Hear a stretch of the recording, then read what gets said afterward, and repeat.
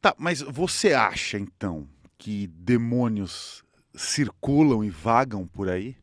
Os demônios, eles circulam e vagam por aí. Porém, nós precisamos entender a natureza destes demônios.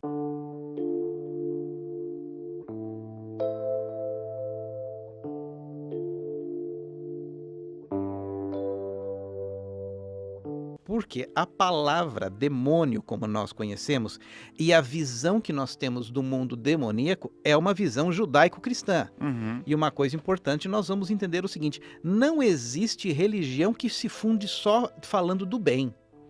Toda religião precisa propagar muito o mal para depois ela vender o peixe dela. Tipo, o mal existe, ele está atacando todos vocês. A origem de todos os seus males é o diabo. Só que nós temos a solução para isso. Então, é um comércio que primeiro vai colocar medo em você para depois vender água benta.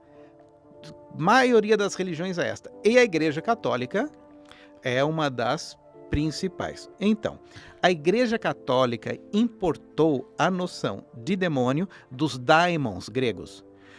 Os gregos diziam, tem dois tipos de demônios. Tem uma coisa chamada eudaimon, que são os demônios que vão com a tua cara. E tem uma coisa chamada kakosdaimon, que são os demônios que não vão com a tua cara.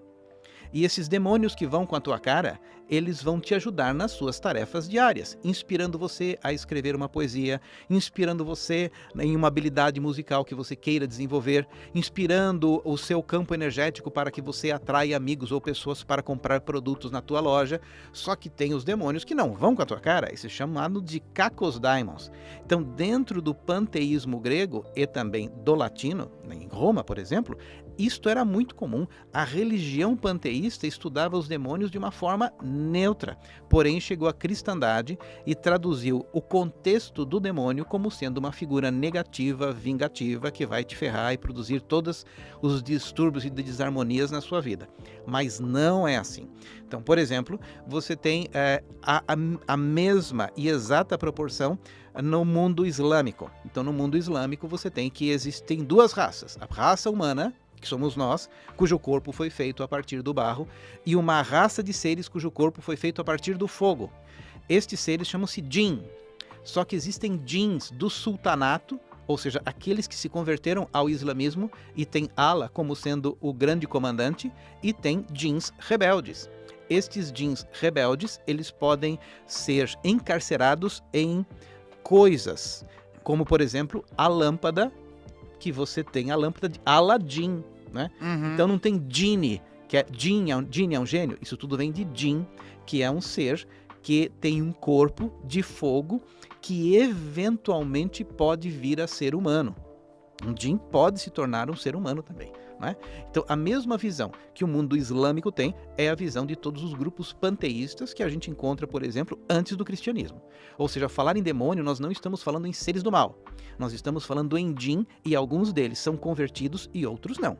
Então nós estamos falando disto, que são seres inspiradores, talvez tenham inspirado poetas, tenham inspirado muitas das pessoas que estiveram ligadas ao mundo da arte, mas também, quando desviados de sua habilidade positiva de beneficiar o ser humano, podem fazer o mal.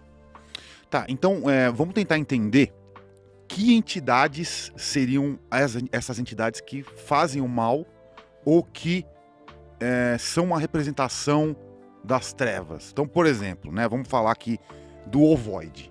O ovoide no espiritismo lá é aquela coisa do obsessor que foi se degradando, né, foi perdendo a forma e tal, aquela coisa toda, e virou uma massa disforme Uma ameba. de pura maldade. Sim.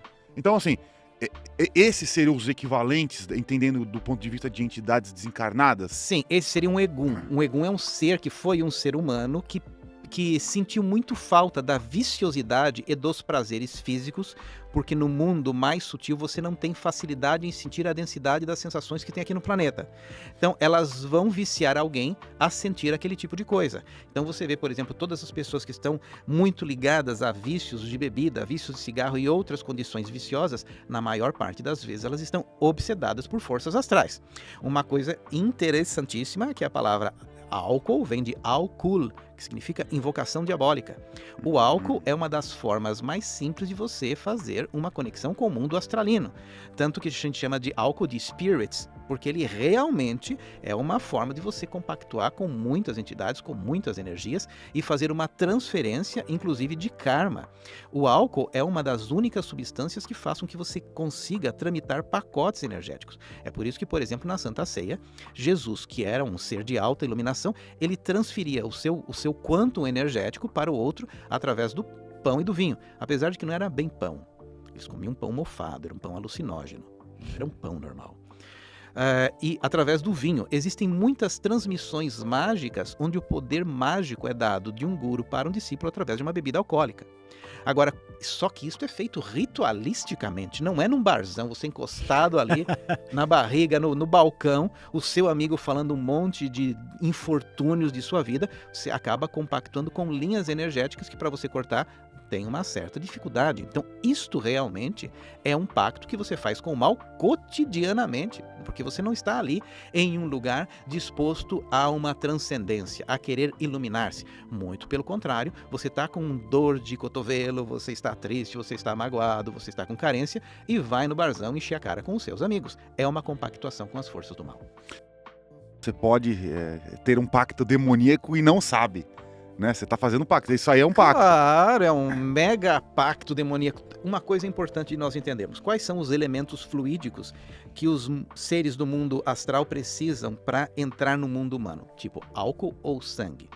Porque os seres que são categorizados como djinns, que são seres demônios, do mal ou do bem, eles precisam do ferro. Estes seres, para entrar na dimensão humana ou para fazer algum efeito, eles precisam do ferro do sangue. Porque o ferro é programável, é magnetismo. Vocês lembram, por exemplo, daquelas antigas fitas de gravação de áudio? Tinha as fitinhas, fita cassete. Sim. Tem uma fita cassete, deve ter uma fita cassete em algum canto aí. Aqui a gente tem que a fita perdida do Áureo Corrá. Então, acontece o seguinte, aquela fita, o que tinha? Você tinha limalhas de ferro. Elas, ao passarem por um cabeçote, aquele cabeçote ia orientando e criando ali uma informação. Então, todo ser que é do mundo astral e precisa fazer algum efeito no mundo físico, ele precisa desse tipo de material do ferro para magnetizar com a sua informação. É um pacote, isso é engenharia pura. E é por isso que em muitos rituais se utiliza sangue. Então, esta é uma das maiores compactuações que você pode fazer. Tipo, tomar do mesmo copo uma bebida com uma pessoa que está mal. Tenha certeza, vai passar um momento específico, pode ser uma semana, 2 semanas, um mês, e você vai começar a sentir a mesma sintomatologia emocional daquela outra pessoa. Ok? Então, o álcool é um veículo de transferência energética violentíssimo. Agora, outra forma também em rituais de sangue. E existem muitas pessoas. Vamos fazer um casamento cigano. Vamos fazer o casamento lá na praia e vou cortar o meu dedo, vou cortar meu pulso, porque nós estamos eternamente unidos. Detalhe, você vai ficar unido com aquela pessoa pelas próximas vidas também. E se aquela pessoa com a qual você fez um ritual de sangue estiver no mundo astral e você nascer, você reencarnar, aquele ser passa a ser um obsessor, porque você não desfez aquilo. Então, estes rituais que muitas pessoas fazem até de brincadeira, são compactuações com as forças astrais e nós precisamos levar isso em consideração. Então, a maior parte das pessoas tem compactuações com o mal e não sabe, porque muitas delas acham fazer uma compactuação com o mal, basta eu pegar uma velinha, basta eu fazer um franguinho aqui, uma farofa, um ebó. Não é assim, isso é brincadeira, isso é teatral. A questão para funcionar precisa ter uma intenção específica. É a sua intenção, e essa intenção não é uma intenção mental, é uma intenção de coração, porque toda a magia, o fundamento da magia é a intenção que vem do coração. Porque o coração é o único órgão do corpo que emana um campo eletromagnético grande.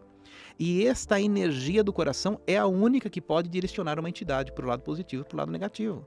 Então toda magia fundamenta-se no campo eletromagnético do coração. Não tem como. Então, só que esse campo eletromagnético do coração, ele começa a programar sangue. O seu sangue ou um sangue externo que você vai utilizar para algum trabalho. Essa live aqui é perigosa porque eu estou dando receitas ao mesmo tempo, né? Eu estou vendo que eu estou dando receitas aqui, né? Mas então, assim, essas entidades do mal Sim. usam o ferro porque ele pode ser alinhado e programado eletromagneticamente. Sim. Do sangue. Sim. Mas poderia, por exemplo, ser um Por isso que tem que ser ferro em fluidos, não é? Ferro em fluidos, não dá para ser um pedaço de ferro, mas fluido ferroso, precisa ter esse fluido ferroso. Daí o grande perigo destes grupos de mulheres atualmente, e obviamente essa minha fala que vai iniciar-se agora, ela pode ser fortemente criticada. As mulheres têm essa mania de fazer plantar a lua. O que é plantar a lua? Plantar a lua é pegar o seu sangue menstrual e colocar na terra.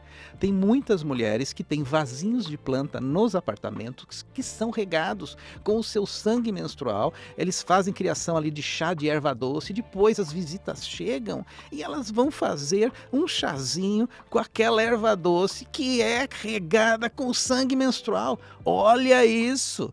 Aí elas vão dizer assim, mas de onde veio isso daí? De onde veio? Então, tem...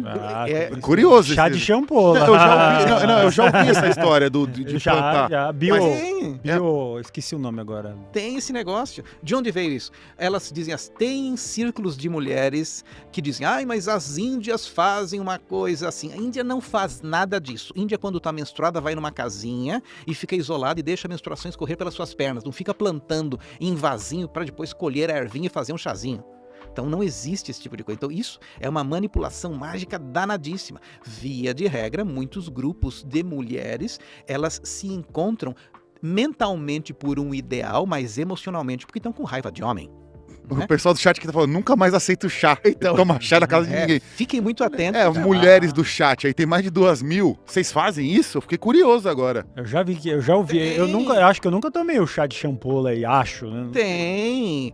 Há muito tempo eu cheguei na casa de uma amiga minha. Falou, eu reguei o chá. E ela fez um chazinho. Eu falei, nossa, mas que chá bom, olha a cor. Não, são das minhas ervinhas aqui, da minha varanda aqui, papapá. Eu falei assim, nossa, interessante, é aqui onde eu planto a lua. E eu nunca tinha ouvido falar, você gosta de plantar a lua? Aí eu falei assim, como é que você faz pra plantar a lua? Aí eu falei assim, eu uso coletor, né? Então todo mês, aí eu coloco aí. E a ficha não tinha caído, e eu com a xicrinha na mão. Eu falei assim, mas é mesmo? Coletor do que você usa? Coletor do sereno, da lua? Eu falei assim, não, é um coletor menstrual. Eu falei assim, então, essa plantinha aqui é regada com a sua menstruação. Eu falei, claro, isso é o plantar a lua. Imagina, eu tava com a xícara na mão. É um ritual magístico, né? É um ritual magístico. Faz total se o sangue tem poder, isso. Faz sentido fazer isso. Faz sentido. É uma coleta de sangue sem você precisar se cortar, obviamente. Claro. Claro. Mas... E deve ter um alto teor de ferro ali, né? Ferro e hormônios. Ali tem tudo. Aquilo tem uma potência magística. Aquilo sai das entranhas da mulher. Imagina a potência que não tem aquele treco ali. Tomou, aí você toma um chá. Não, mas eu não tomei. Não, digo, claro. Quem tomou Exatamente, quem tomou, aí vai começar a ficar esquisito, não tem como. E de repente a sua esquisitice é de um chá de lua plantada que você tomou na casa da sua amiga toda bicho grilo, que tá ligado nos negócios de plantação de lua, e você tá emagiado e não sabe por quê. Eu acho que assim, não importa qual seja a questão aqui, mas assim, tem que entender a origem desse ritual, não é? Tem que entender a origem do ritual. Que é assim, eu acho extremamente interessante, mas assim, da onde veio isso? Veio dos druidas? Veio dos celtas? Não sei. Veio dos rituais de magia do período medieval? Eu acho que assim, a curiosidade é entender de onde surgiu essa tradição, não é? Inclusive as próprias plantas devem crescer mais fortes até com isso, né? Provavelmente. Porque é um adubão ali mensal que elas recebem, mas não tem como. Isso é muito comum. Eu fiz um vídeo no Instagram falando disso, o que teve de mulher que escreveu me strikeando ali. Eu falei, não dá, eu vou ter que tirar esse vídeo do ar, porque eu não dou conta de ficar respondendo a isso. É uma coisa muitíssimo comum. Então, quando se fala de sangue, cuidado com o sangue. Cuidado com o sangue. Cuidado com o sangue. Cuidado com o teu sangue, porque ele é o elemento mais fácil de receber uma intenção mágica. Não tem como. De todos os que existem no planeta, o sangue é o mais fácil de você programar alguma intenção. Então, se aquela mulher tem alguma intenção e você tomou um chazinho de erva cidreira, com a erva cidreira com lua plantada, você fique atento. E aí, pessoal, se você gostou desse vídeo, clica aqui, curtir, faça alguns comentários também, porque isso é muito importante para ranquear o vídeo, que ele chegue para mais pessoas, essa informação seja difundida para mais pessoas que precisam também delas.